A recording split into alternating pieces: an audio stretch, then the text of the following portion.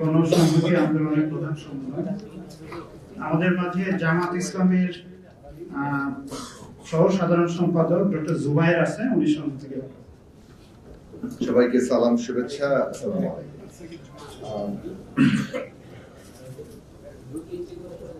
যে কোনো বিচারে মানে ন্যূনতম গণতান্ত্রিক একটা ব্যবস্থা যে কোনো স্ট্যান্ডার্ডে মাপি, গণমাধ্যমের স্বাধীনতা, গণমাধ্যমের অস্তিত্ব কিংবা তার সেটা তার একেবারে অবিচ্ছেদ্য অঙ্গ।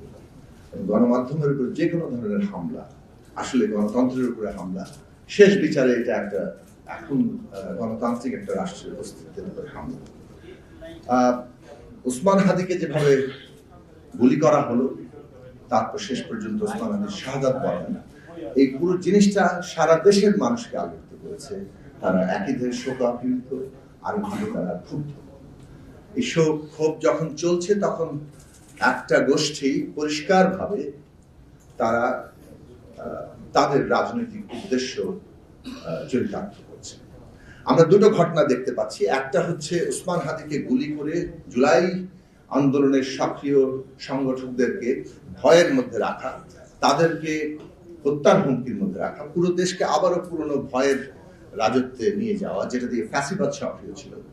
ঠিক একইভাবে আবার একটা গ্রুপ দেশের ভেতরেই একটা মহল তৈরি হয়েছে। রাজনৈতিক তাদের লক্ষ্য হচ্ছে যে তারা গণমাধ্যমে হামলা করবে, তারা সারা দেশে একটা নৈরাজ্য তৈরি করবে, যেভাবে আয়েশাকে পুড়িয়ে মারা হয়েছে, যেভাবে ময়মনসিংহ এর দীপু দাসকে পুড়িয়ে মারা হয়েছে।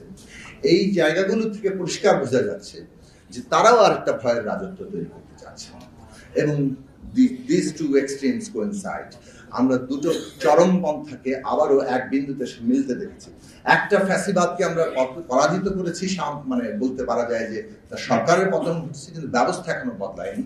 খুব দ্রুতই আরেকটা ফ্যাসিস্টবাদী শক্তি এমার্জ করতে চাইছে, এবং যে কোনো ফ্যাসিবাদের লক্ষণ হচ্ছে যে সে আগে প্রথমত এই যে মব ভায়োলেন্সের কথা বলছি, সে একটা গোষ্ঠী তৈরি করে, তার মূল ফেসটা সামনে আসে না, তার নিজের কতগুলো গোষ্ঠী তৈরি করে, মনে হয় যেন জনতা একটা জিনিসকে প্রতিষ্ঠা করতে চাইছে, এবং তারা জবরদস্তি তৈরি করে তাদের নিজেদের আইডিওলজি কিংবা তার লক্ষ্যকে প্রতিষ্ঠা করতে চায়, এবং তারপরে ধীরে ধীরে তার রাজনৈতিক শক্তিটা আবির্ভূত হয়।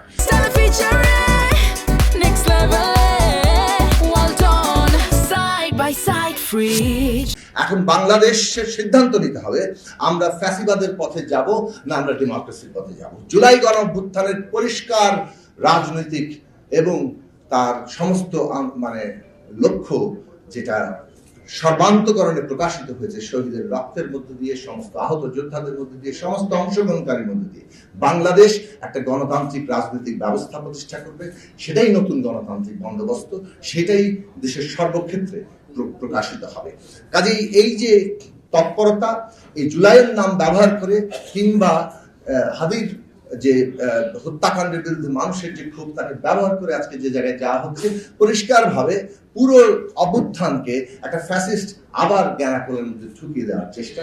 এবং এগুলোর সর্বশেষ লক্ষ্যটা হচ্ছে বাংলাদেশে এই মুহূর্তে যেটা অভ্যুত্থানের লক্ষ্য তৈরি ছিল, বিচার, সংস্কার, নির্বাচন, যেটা আমাদের মূল লক্ষ্য, সেইটাকে ক্ষতিগ্রস্ত করা।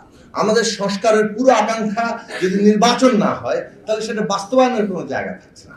কাজে নির্বাচন এখন বাংলাদেশের অভ্যুত্থানের আকাঙ্ক্ষা বাস্তবায়নের প্রধান মাধ্যম। এটা বাংলাদেশের প্রধান জাতীয় স্বার্থ। পুরো পরিষ্কার ধারণা, নির্বাচন বানচাল করা এবং পুরো প্রসেসটাকে এমন একটা জায়গায় নিয়ে যাওয়া যাতে করে আমরা গণতন্ত্রের জায়গায় পৌঁছাতে না পারি। কাজে এখানে সম্মিলিত লড়াইয়ের প্রশ্ন আছে। জুলাইয়ের ঐক্যকে বিভক্ত করে দলাদলির যে বিভক্তি, দলাদলির বিভক্তি থাকে, কিন্তু এই মুহূর্তে মনে রাখা দরকার যে বাংলাদেশ ন্যূনতম একটা জাতীয় ঐক্যমত্যের জায়গায় গণতান্ত্রিক উত্তরণের যদি না থাকে, প্রতিটি দল যারা মনে করছেন এর ফায়দা নেবেন তারা পর্যন্ত বিপর্যস্ত হবেন। কাজেই গণতান্ত্রিক উত্তরণের জন্য, যেটা এই মুহূর্তে প্রধান জাতীয় স্বার্থ, সেখানে আমাদের ঐক্য যদি তৈরি হয়, তাহলে এই ধরনের কতিপয় লোক এসে কয়েকটা হেলমেট নিয়ে শুরু করে 200-500 লোক নিয়ে তারা যা তাণ্ডব ঘটিয়ে যেতে পারছে, এটা ঘটতে পারছে কেননা রাজনৈতিক দলের অনৈক্যই আমাদের মধ্যে এই জায়গা তৈরি করছে যে এটার প্রতি সম্মতি আছে। এবং গভর্নমেন্ট, শেষ কথা বলছি, গভর্নমেন্টের রহস্যজনক নীরবতা, এই সরকারের রহস্যজনক নীরবতার জবাব দিতে হবে। অভ্যুত্থানের উপর দাঁড়িয়ে আপনারা সকলের সমর্থন নিয়ে কিন্তু ক্ষমতায় আছেন। যদি ভাবেন যে এই পুরো সরকার ব্যবস্থা কোনো একটি পক্ষকে তার দ্বারা পরিচালিত হবেন, সেইটা কিন্তু অভ্যুত্থানের সমস্ত শক্তির অনুমোদন হবে না, আপনারা আপনাদের বৈধতা হারাবেন। কাজে এই গভর্নমেন্টের এই রহস্যজনক নীরবতার জবাব আমাদের দিতে হবে এবং আমরা পরিপূর্ণ অ্যাকশন চাই। ওসমান হাদির হত্যাকারীদেরকে বিচারে আওতা আনতে হবে, যেমন জুলাই গণহত্যার বিচারে আওতা আনতে হবে, তেমনি এই যে সমস্ত আক্রমণ, সেগুলো বিচার যদি করতে না পারেন, আপনাদের ব্যর্থতাই আমাদের রায় হবে।